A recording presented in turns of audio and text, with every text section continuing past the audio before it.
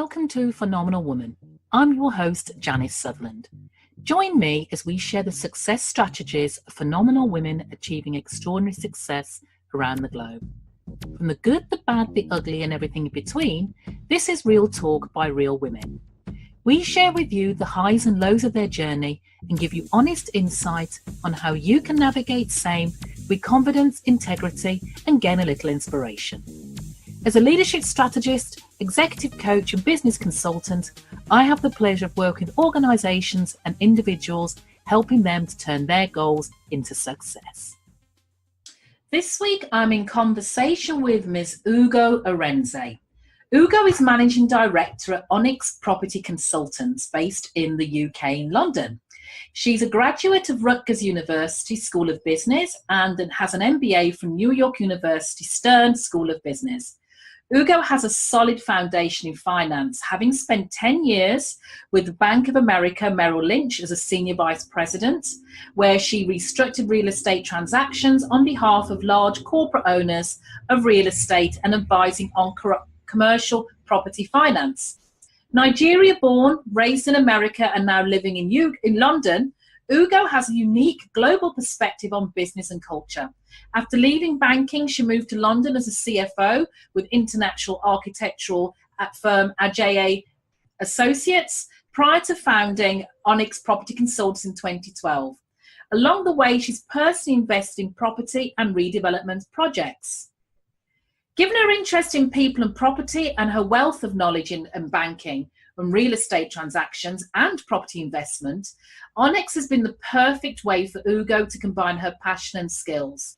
The firm works with local and international clients to achieve their property-related goals, whether it be to sell their home, find the right investment property or second home, or manage their rental assets.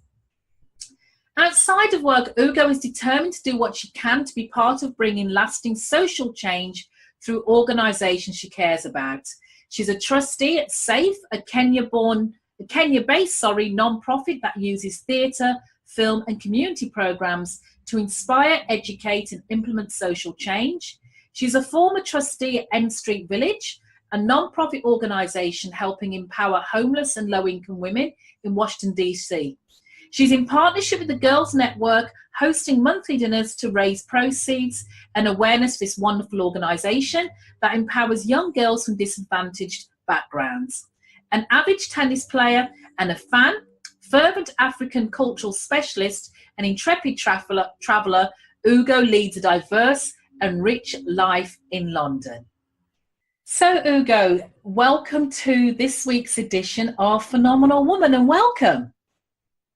Thank you so much for having me. I'm very excited to be on your show. We're excited to have you.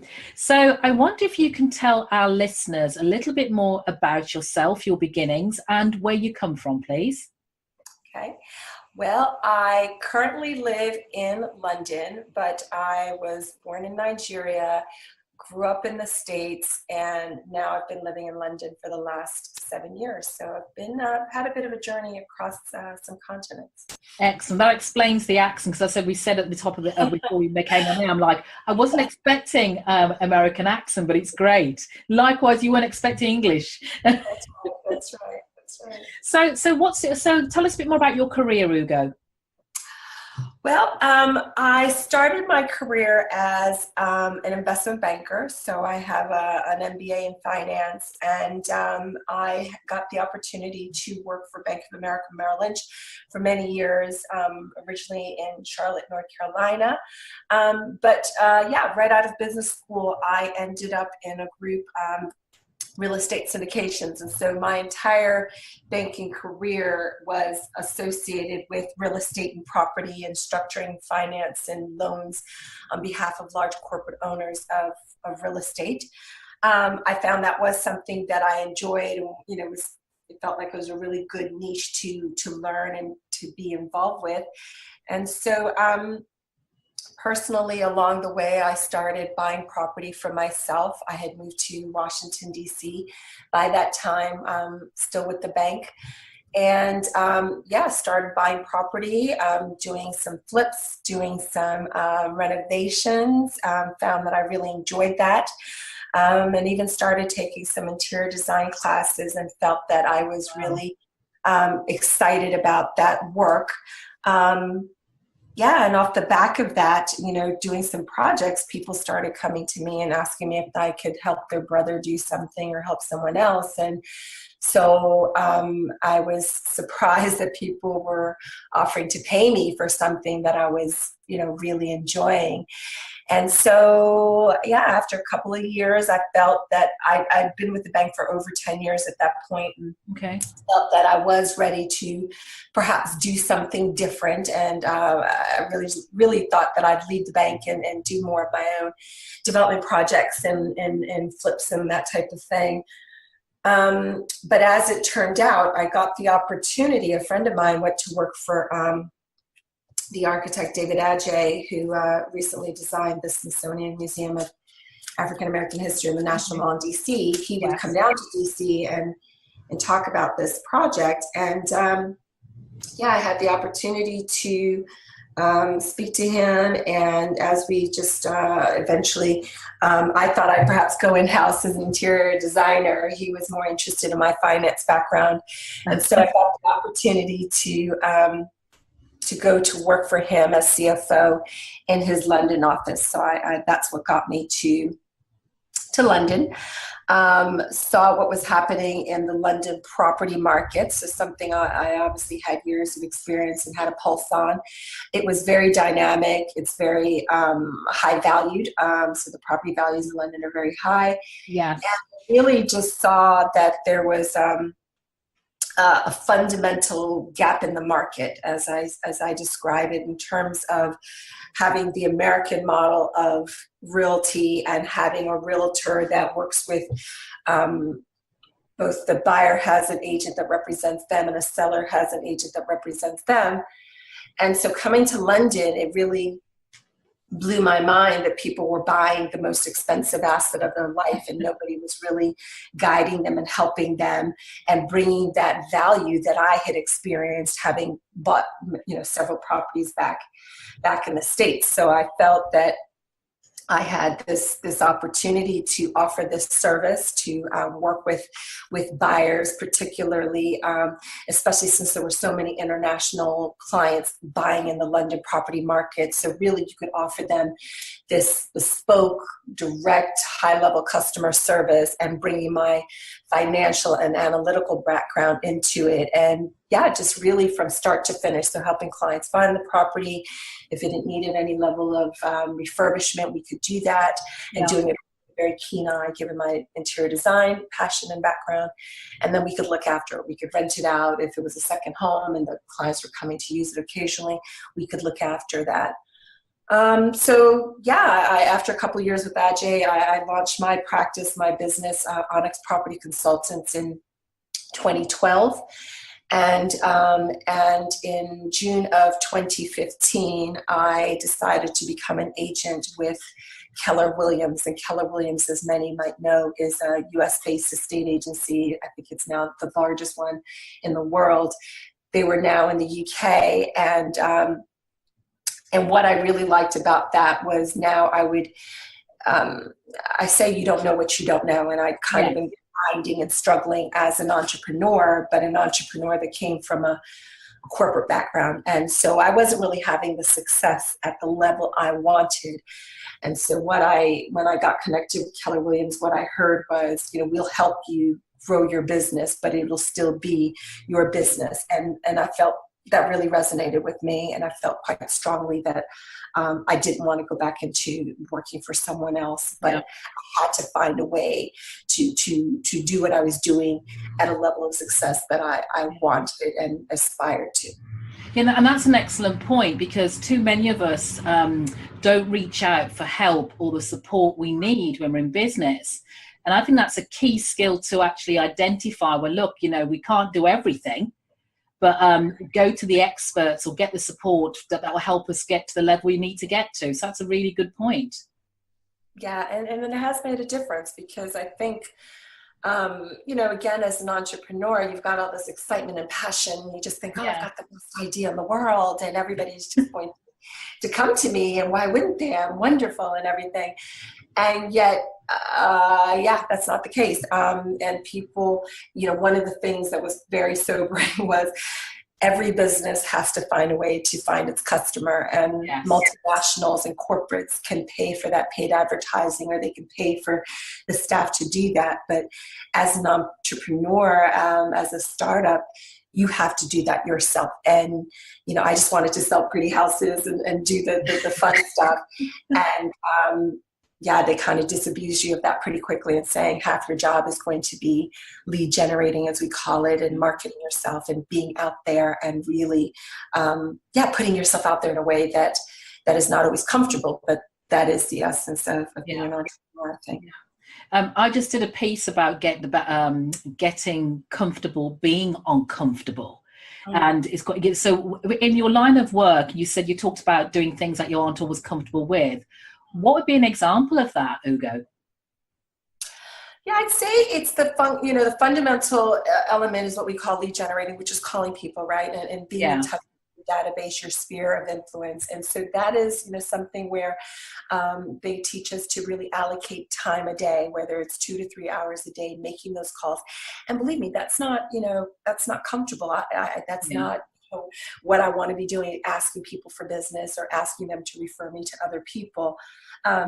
But you have touched on the concept of confidence. And I think, again, one of the things they helped me with was, what was my USP? Because I wasn't a realtor. And so, again, the model in London is more of high street agents. And so people know brands and companies, but they don't know individuals. And again, what Keller Williams helped me with was, my background was incredibly unique and incredibly applicable to a level of service that people were often not getting. And so, kind of my USP became, born in Nigeria, raised in America, living in London. So you've got this global perspective. Yes. And plus having been an investment banker and a banker in real estate. So that's what I try to bring, that corporate level of analysis, but that personal, bespoke passion. And I love living in London and love walking the streets of London and kind of had this girl about town. So with that, helping me have that USP that I could now go out and speak to people with, that gave me confidence. Social media, I was never really active on Facebook and Instagram and things like that. But again, one of the key or core tenets is people do business with people they like. They need to see your personality. Yeah. And again, I've been an investment banker. I've worked hard, but I'm working harder than I ever have, because there are so many elements of breaking outside of what we call limiting beliefs, and how you feel about yourself and how you put yourself out there. Yeah. So social media, so that became something where I said, okay, right. And first of all, I will say, I embraced joining Keller Williams with, I'm going to do everything somebody tells me to do until I feel like it's not right for me, because I've done it my own way and I hadn't had that success. So if I was going to do this, I wanted to try everything. Yeah. And so with the feedback about social media, I said, well, I do all these cool things anyway. And I quite fell into the African art scene. That was one of the first things I really enjoyed about moving to London. Yeah. Felt that there were these conversations in the Africa art space that I'd never really seen in America. And there were these artists and countries, and you're just interacting with people in a direct way that are from everywhere. And that was really exciting to me. And so, I got the opportunity to get invited to things. When I moved to London, my motto was, I say no to nothing. So if somebody invites me, I'm going to go. I didn't know anybody. And so from all that, I had these experiences that I said, well, people post about their kids all the time and the obligatory first day of school picture. So, why not post about a museum experience or attending some music event or venue or things like that I felt was really quite uplifting. And oh, by the way, it's in London. And I started really engaging people, and people really started responding to me on that. So I would say, those are the key ways. Part of it, again, is reading a lot of books. I feel like you start pulling a thread on, who are you? Are you someone of integrity? Are you somebody that somebody wants to do business with? If not, how do you correct that? Does your word mean something? If you're going to do business, in some ways going to risk working with you, why should they do that? And are you, the things you promote, is that really how you deliver? And so yeah, that's been part of the journey of learning and self-enlightenment or improvement or whatever you want to call it, that I feel like I'm on now as well. That's excellent. And the one of the key points I took out there was the phrase you used about just basically going for everything. So I'm currently reading Shonda Rhimes' book, The Year of Saying Yes, where, she'd gone through her life pretty much trying to stay in her comfort zone, but she set herself her challenge just for a year of saying yes to everything or things that make her feel uncomfortable in the past. And it looks like that's been your life. That's how you've been successful in your business, is just saying, okay, yes, it makes me feel uncomfortable, but what are the benefits of me doing this at this point in time? Absolutely. And I realized when I was having to make the decision to move to London, I was scared to death. And I just, having been a banker, you realize, banking, you're taught all about risk and all the worst case scenarios and all the things that could go wrong. And just come to realize you're like on the spectrum. I was relatively risk averse.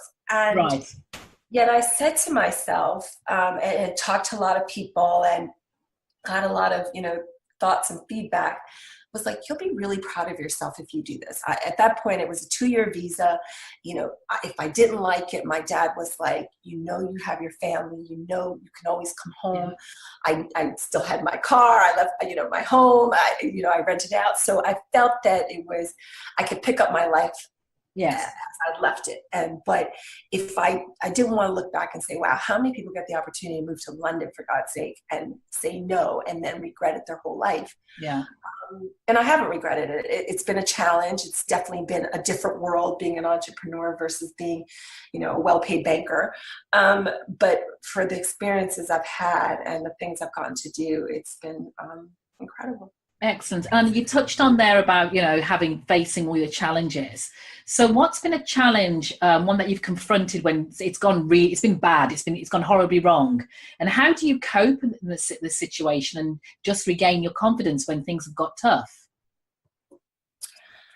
Yeah, you're going to face so much, because I think, again, being an entrepreneur, you have to have a tough skin, but that's not easy, right? Because it's your brand, you're putting yourself out there. Whereas if you work for a company, it's almost like if the company doesn't do well, you don't take it personally, right? Yeah. Whereas if something goes wrong or a client's not happy, you take it very personally. So I distinctly remember a situation where I had just literally signed up a client that I've been working on for months to get their listing. And it was him, but he was representing the seller and a couple other people. And so it was this great opportunity, got the listing agreement. And I think it was like a Thursday. And that Friday I went to Greece for the weekend. Yeah. And I posted on social media that I was in Greece. And literally his partner comes back. It's like, well, how can you be selling our home if you're in Greece? And I was like, well, I've left the keys with my colleague. And there were some damp issues. There were some other things I had advised them that I thought we should sort out first before we put this property on the market. Yeah. Damp issue, moisture. So we don't want people coming in and seeing it and not having a quote for them and having dealt with it. So I felt that we had that all moving forward. But literally from her seeing me in Greece, and I came back that Tuesday, so it wasn't like I was gone for a week or so. Yes. They disinstructed me, and I was shocked. I had my team leader, my colleague, call them on my behalf, telling them, I was one of the best agents, that he was there, he had the keys, there was no issue. And, they just weren't having it. Right. And I spoke, and I remember, the last day in Greece, just spending, miserable and just trying everything I could to fix it. Came back, and I also work with a business coach. And I remember him saying to me, like, I hear you, but this is why, we want you to have 20 deals, not 5, right? Because if one goes wrong, it doesn't kill or break you. Yeah. And it kind of, in ways, almost like shook you, like, you need to understand the bigger picture. And so while it was unfortunate that I had lost this client, and he then also said, well, what could you have done better? Yes. Could you have managed expectations better? Could you have let them know ahead of time, well, this is what's happening. This is all the things I have in place. If you need anything, blah, blah, blah. And because I was in a mode of like, I've been screwed. I can't believe they've done this to me. This is horrible. Can you believe it? And he was just like, yeah, okay. Let's shift this a bit, and got me to actually write them an email apologizing for any misunderstanding. Here's what we had in place. Here's what was happening in my absence. And however, I understand if they decided to go a different way, I accept that. But if, they don't have the results that they want, I stand ready to do that. And I mean, that was huge for me. That is so not my personality. That is so not, I'm a fighter, and you want to be right.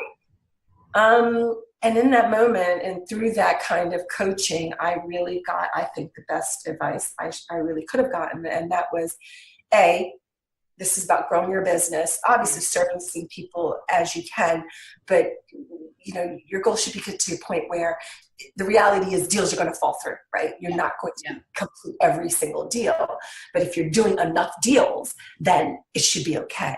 And by the way, next time, maybe you want to post after you come back from a trip.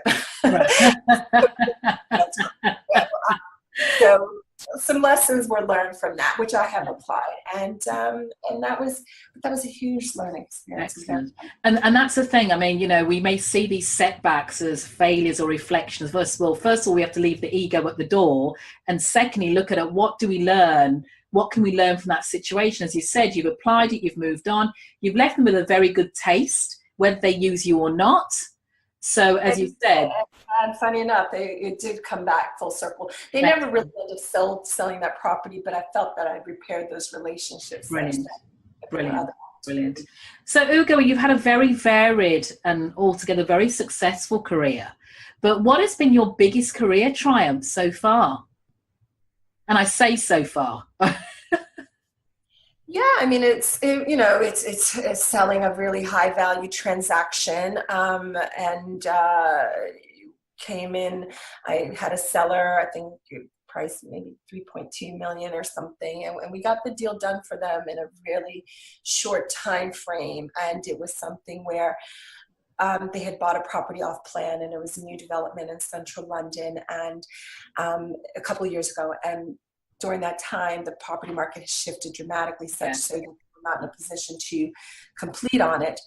And we were able to bring them and complete a deal, I think, inside of 30 days, a cash deal. And my Keller Williams colleague brought the buyer. And so that's something I'm very proud of. But I'm more proud of, I think, recognizing that at the core of what I do, I solve people's problems. Right. And I recognize that it's an honor to do that.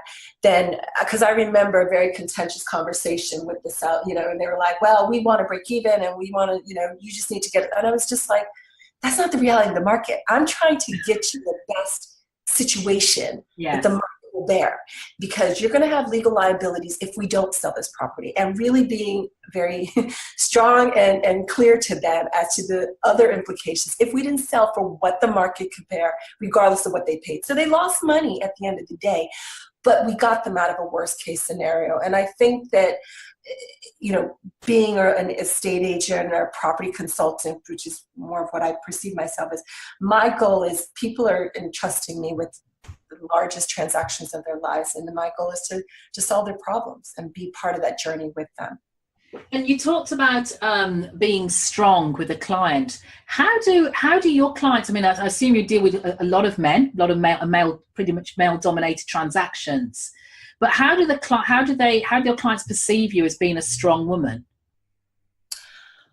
Well, yeah, I mean, obviously being American too, sometimes that's a good and bad thing in London, because there's definitely cultural dynamics, and comes the brash Americans coming in and trying to run the world. So there's definitely that element. But I think if you come from a real data-driven perspective, and for me, one of the things as part of our business, we learn scripts and we learn how to address objections and things like that. But it's like, the market might not be kind, but it's never wrong, right? And so if I can demonstrate to you the reality of the market, so when I do valuations, it's based on real data, right? It's really confident in the market, showing them what they're comparing against.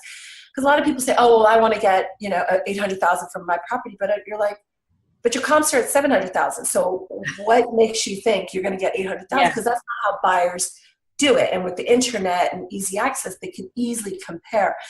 And so if you can demonstrate to them, I've had people literally have aha moments like, wow, nobody's ever shown us this. We've had other agents come in and all of them will say, well, we've been in the market and we know, and they often will actually overprice to get the listing.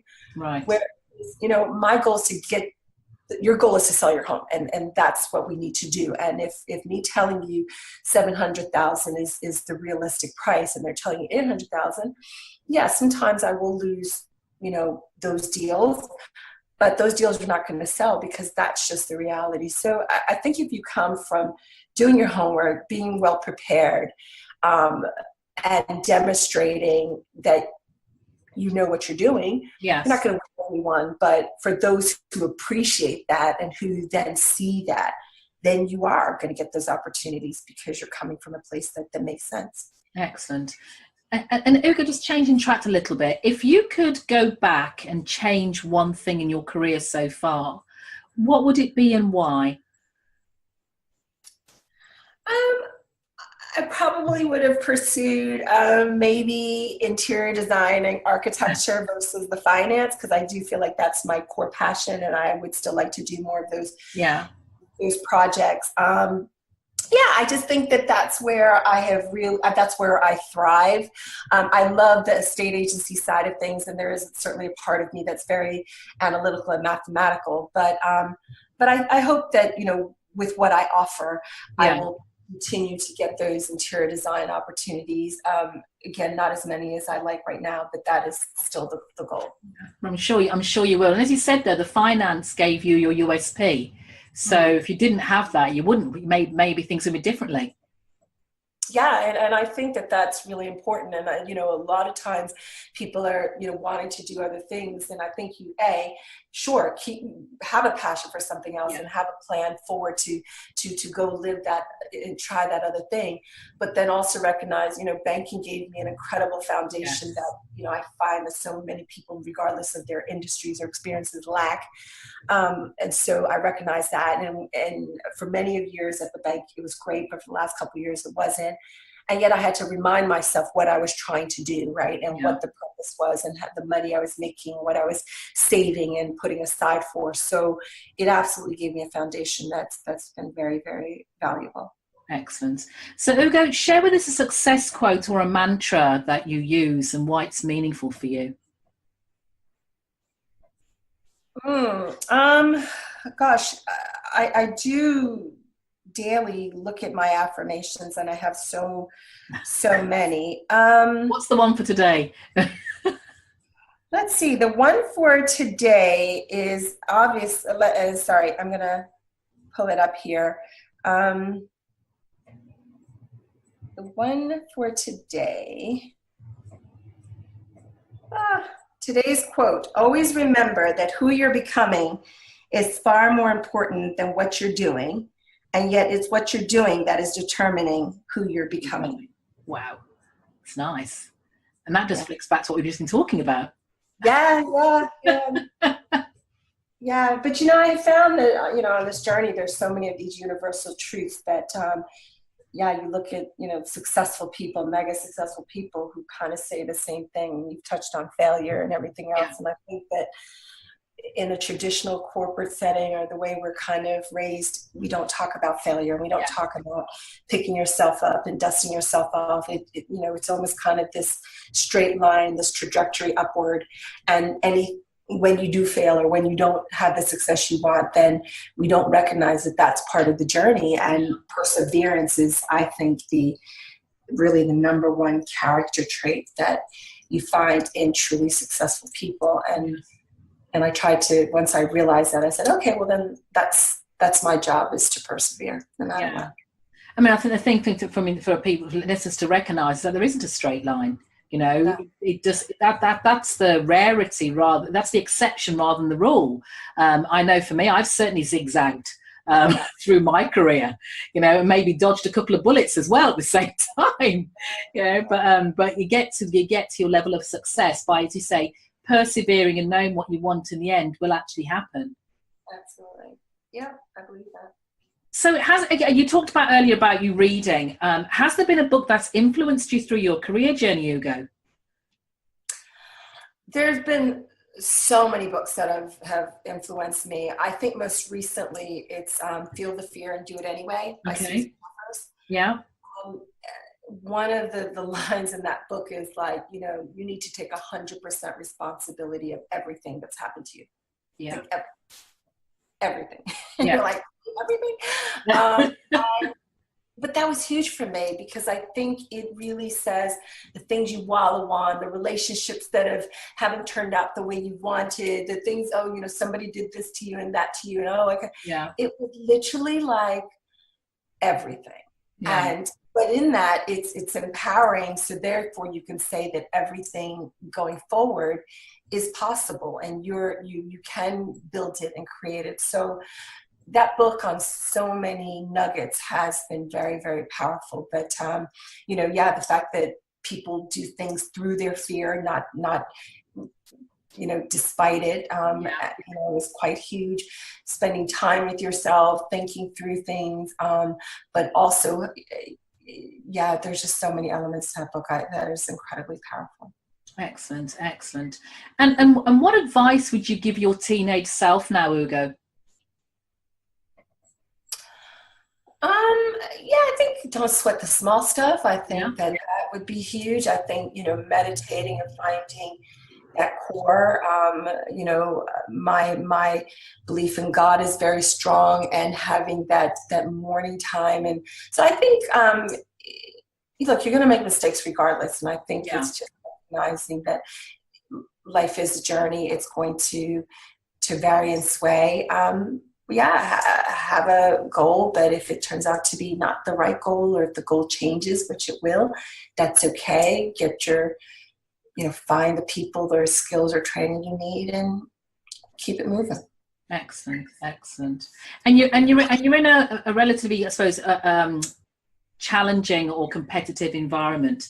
So how do you manage to maintain your work-life balance, or make sure you don't burn out, and stay in touch with the women, you know, the people that mean they're important to you? I mean, it is a challenge, and I think that's one of the things, again, of working for yourself. Sometimes it's really hard to switch off, and you know, there's always something more you want to do or feel like you need to do or be responsive to. So I don't always feel like I get that right, but I do feel like I do work that I love, so that's part of it. I do feel like and you know, I've gotten opportunities off of Facebook and from the social media. So I do think that I continue to try to attend things that culturally are quite interesting to me. Right. Yeah, I'm a big tennis fan and play tennis and work out. So that's something, just, you know, I think you try to, we do say if it's not in the diary, it doesn't exist, right? So you do try to make sure that if things are important, you actually put time in to your calendar and set that time aside. So whether it's, Saturday weekends playing a bit of tennis or going to the gym or something like that. Yeah. If it's, as I look towards the week or the month, you know, there's some things that are happening that I want to attend. I try to book them in, pay for them. And that way you know that you're going to attend. And I think I'm pretty good about calling family and friends and trying to keep the relationships going. But it's a challenge. I think it's on the relationship side, that's an area where for me has been challenging. But making the time, I think if it is a priority, if it is something that's important, you have to allocate the time for it. Otherwise, like everything else, it's just it's tough. And what are the 3 things you've learned about yourself during your career? Well, I think I'm very resilient, and I think I'm really smart, actually. So Yay! And yeah, I'm passionate, I'm smart, and I'm resilient. I think that would be Lovely, lovely. If you could choose your own mentor, Ugo, who would it be and why? I love Oprah. A lot of us do. Yeah, I just love that she just epitomizes, her truth. I think she's not afraid to tell or talk about what she's gone through, and if you actually listen to what that journey has been. Yeah. And I think, as a woman of color, she's got her, she's got like her Black girl magic, which is really great. And I think and she embraces that. And I think, people of all color gravitate towards her, regardless, and she still embraces who she is. And I think that's really powerful. Beautiful. So. And what would you say your imperfections, and how do you embrace them, Ugo? I love this question.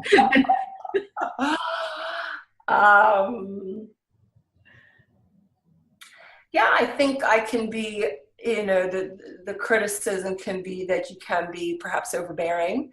But I think I'm a good listener. So in ways, I definitely have opinions about things. And I think, in work situations, like that's what you're paid to do, to have opinions, and that's okay. I think, I just have to be ready to recognize when someone perhaps hasn't received it. We all have, the DISC profiles. You have different profiles, right? Personality profiles. And I think sometimes recognizing that I might be dealing with somebody who's, not a high D like me, and you have to, tone it down and be more social and chatty. And I like to be, cut to the chase. What's the point? What's the bottom line? And some people, want to spend, 15 minutes talking about the weather and, what you're up to and everything else. And so I think you have to adapt that sometimes and recognize that you are dealing with different personalities, and what is you being, I'm just being honest. I'm just telling it like it is.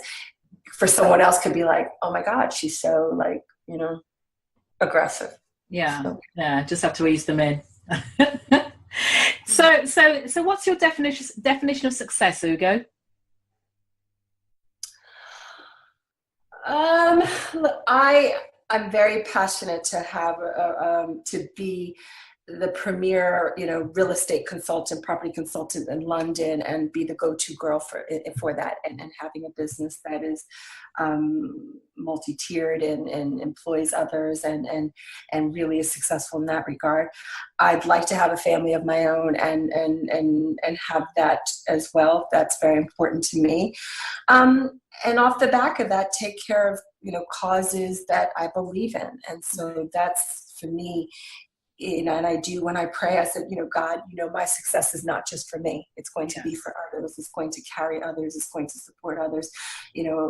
As I said, my family's from Nigeria, so you clearly see need and even at home. And so that for me is success, is again, being able to help others through what you've achieved.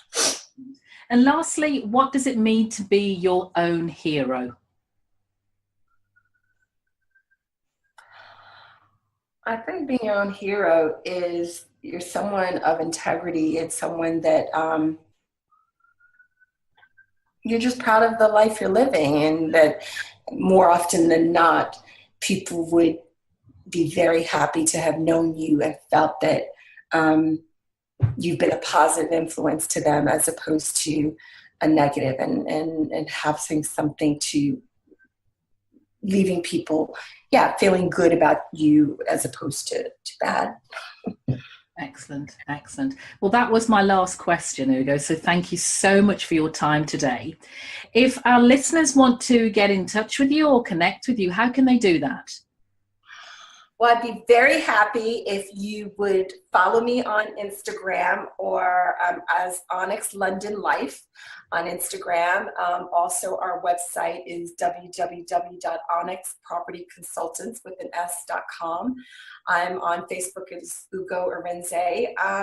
LinkedIn as well. So please connect up, and I'm always happy to chat and help. And certainly, if anybody has people in London that are looking to buy or sell property, we'd love for you to give us the opportunity to help them. Excellent. And I'll put all the links in the show notes as well. So all that remains to be said, Ugo, is thank you so much for your time this afternoon. It's been delightful. Thank you. It's been very illuminating. Doing and giving us the forum to talk and share our stories. No, you're welcome. Thank you very much. I want to share the stories. I think we need to do more of it, most definitely. Great. Excellent. Thank you. So that was great conversation with Ugo, and I got a couple of key takeaway points from there. The couple of things I took were understanding what your USP was, your unique selling point. What makes you you?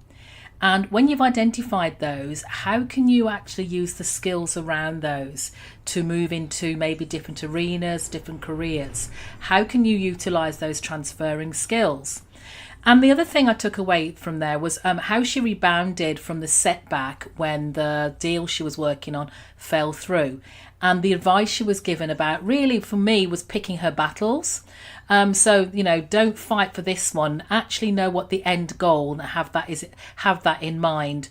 It's almost like lose the battle to win the war. So I thought there were a couple of really, really good points there that we could take away.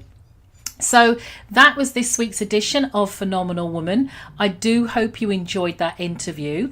As ever, I always ask you to subscribe, leave your comments on iTunes. So that's how I get to spread the word about the podcast.